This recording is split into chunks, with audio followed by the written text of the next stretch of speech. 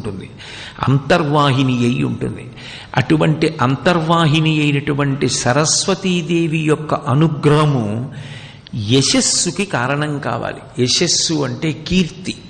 కీర్తి ఎవడు పొందాడో వాడు పరదేవతానుగ్రహాన్ని పొందాడు అని గుర్తు. అందుకే మీరు సరస్వతి అష్టోత్తరం చదవండి, లక్ష్మీ అష్టోత్తరం చదవండి, పార్వతీదేవి అష్టోత్తరం చదవండి, అమ్మవారి నామాలన్నింటిలో మీకు ఒక నామం తప్పకుండా కనపడుతుంది, యశస్విని అని. యశస్విని అంటే కీర్తినిచ్చున్నది. కీర్తి ఒక రాత్రికి రాత్రి వచ్చేది కాదు.